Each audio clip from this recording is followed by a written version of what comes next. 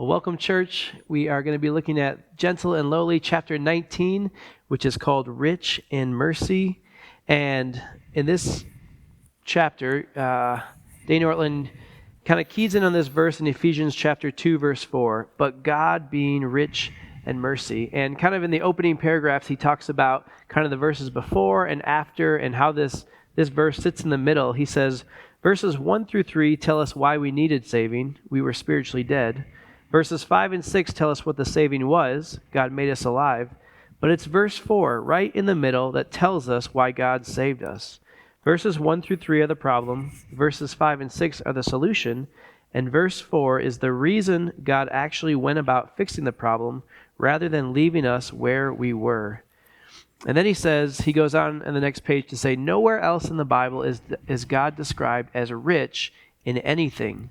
The only thing he is called rich in is mercy. And one of the things I appreciate about Dane throughout this book is there's been, I feel like several times where he's just kind of picked up on these things and said, like, this is the only time in the Bible where it says this. So he said that about, this is the only place in the Bible where Jesus tells us what his heart is like. It's gentle and lowly.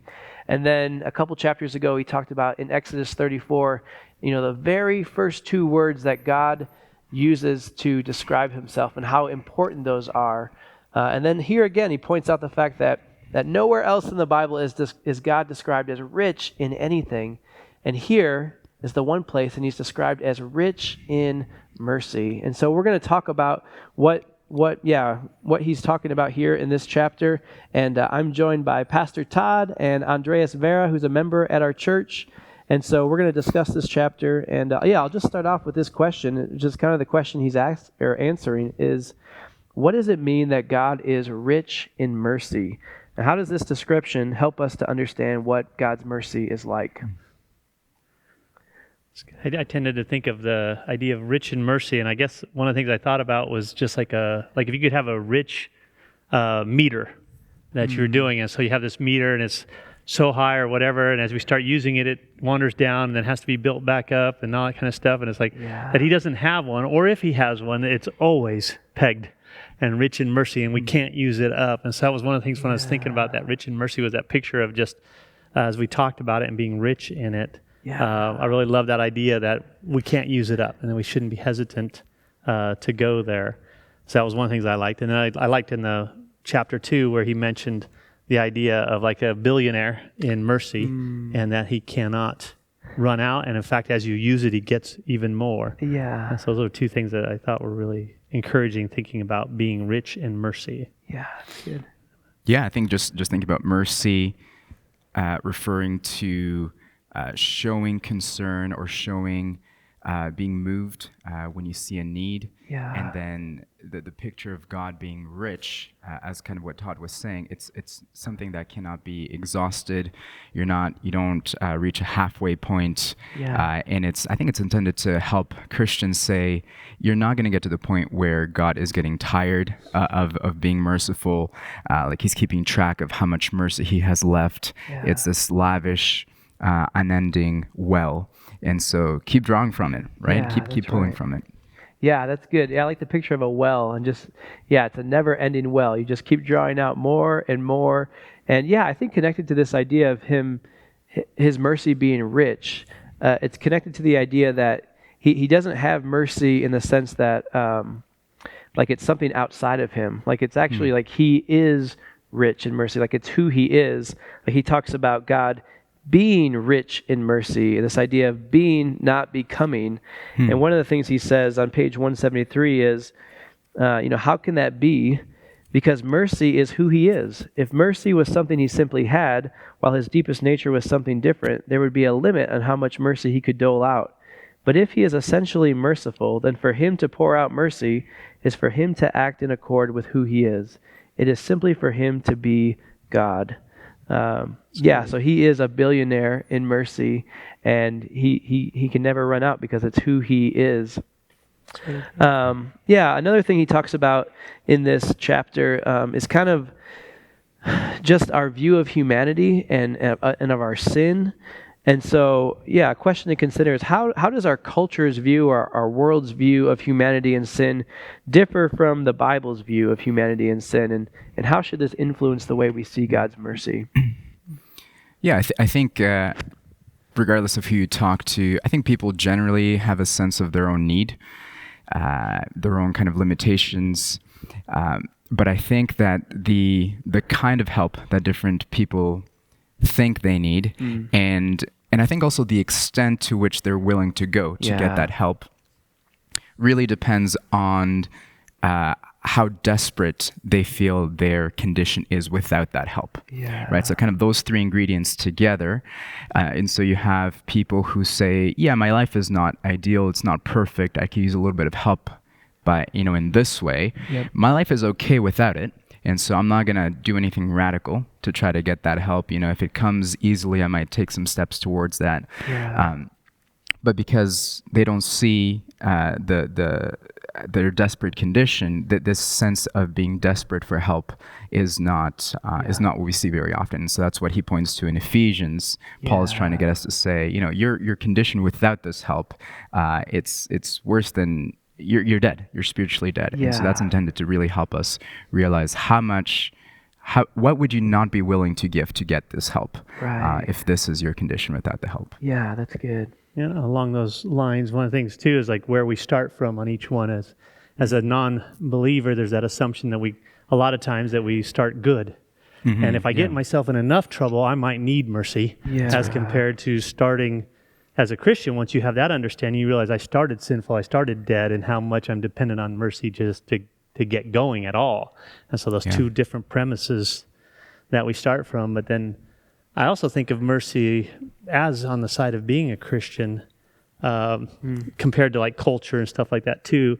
One way I think we might be the same, and Christians, I think, at least in my own life, I can sometimes fall into, is that idea that maybe I need to save that mercy for a bad English worse day. When it gets a little bit worse than it is now, that's when I'll have to go tap into mercy. And so I'm kind of like almost keeping on reserve because I don't really believe that there's enough, or I don't want to go too often or something like that. So I think that's also sometimes where I think culture sometimes looks at that as unsaved, that if we need mercy, it's going to be down the road. And then I think as Christians, I think we can also sometimes be guilty of trying to wait till it gets really bad before we can go running in. So. Yeah, that's right. Yeah, and Paul, I mean, it's really helpful to see those first 3 verses in Ephesians 2, just the description of what we were like before Christ. And, this idea that, or these wordings that we're by nature children of wrath like the rest of mankind. And then, this idea that we were dead in our trespasses and sin. I think you mentioned that, Andreas.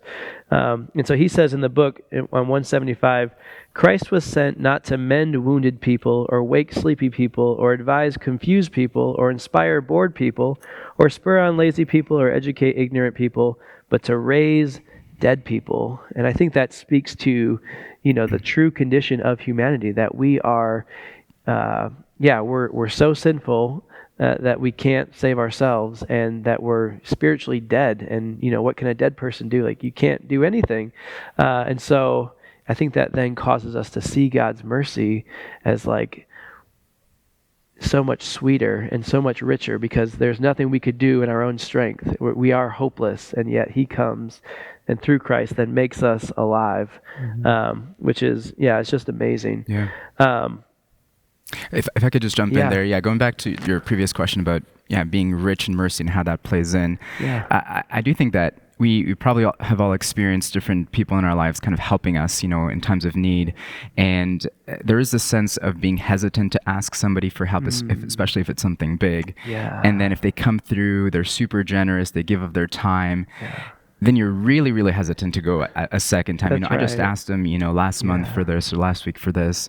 And then, going back to that notion of being rich in mercy, it's something that God is not, keeping tabs. He doesn't give mercy with restraint as if he's like running out. And for us to, I think it's intended to continue to not be shy about asking for mercy, for help, in not waiting. Like this is something that should only be called on when I'm really desperate, Yeah. as if it's we're gonna run out. You don't want to make too many withdrawals. That's So right. no, it's very helpful chapter in that Yeah, sense. that's really good. That's a really helpful comment.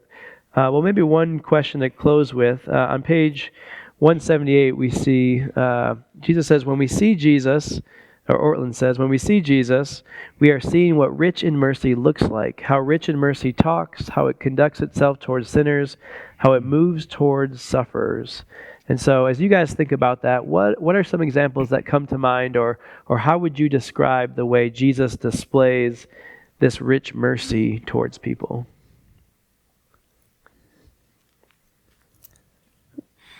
I think just looking at even just some of the ways that the Gospels present Jesus' mercy, we see, Matthew 9, I believe, someone calling out to the two blind men saying, have mercy on us, Yeah. Son of David, because of their physical health, their blindness.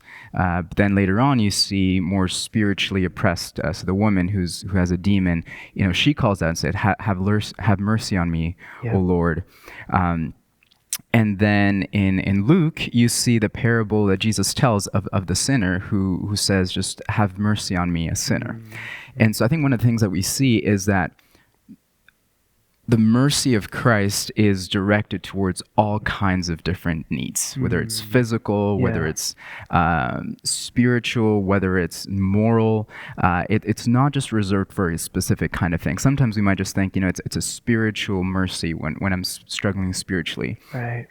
But then to think of Jesus' mercy towards flu, towards migraines, towards COVID, that is an area of our struggles and our needs that God is saying there's mercy for that as well. Yeah. And so I think that's one of the pictures that we see in the Gospels that it's worth considering as well. Yeah, that's really good. I think we see some of that too, just in even how he was dealing with his disciples, and just even the mercy and the patience that he had for them each day as they kept learning more about him and what he means, and when he would get those questions about, "Oh, you've seen me. If you've seen me, you've seen the Father," and just trying to go back and working with them. I think there was a sense in which that mercy was just coming out of him, and it reminds me of the daily mercies that are new every day. Even for the things that I had to have mercy to get through yesterday, I'm going to need it again today, and that over and over, and how he keeps coming through and doing that. And thinking of him walking with his disciples day after day, and having to get up with those flawed men, the sinful men, and working with them each day, and having that fresh batch of mercy each day to work through their questions and help them learn more about what it is that he was there to do. I thought was really a good example. Yeah, that's right. Yeah, he's so patient and merciful. One of the things you said, Andreas, about how, if we ask somebody for something and they're really generous, it makes us not want to go back to them right away because we don't want to take advantage of them. Or I can think of times where, people come to me and, if it gets to a certain point, I almost think like, am I being taken advantage of? Or, I could have this sense of like, I got to have wisdom here. I got to put up some boundaries. And that may be the case in some ways. But like with Jesus, like he never puts up boundaries. And like we could never take advantage of his mercy enough in the sense that we can always go to him no matter how much no matter how much we need or how often we need to go to him. It's just a storehouse ready to pour out on us. One of the things he says on 179 is that God is rich in mercy means that your regions of deepest shame and regret are not hotels through which divine mercy passes, but homes in which divine mercy abides. It means the things about you that make you cringe most make him hug hardest. It means his mercy is not calculated and cautious like ours. It is unrestrained, flood-like, sweeping, magnanimous. And so I'm just going to end our time reading those words. And friends, thanks for joining us. And just remember today that whatever you're going through, there is rich mercy for you in Jesus. Thanks for joining us.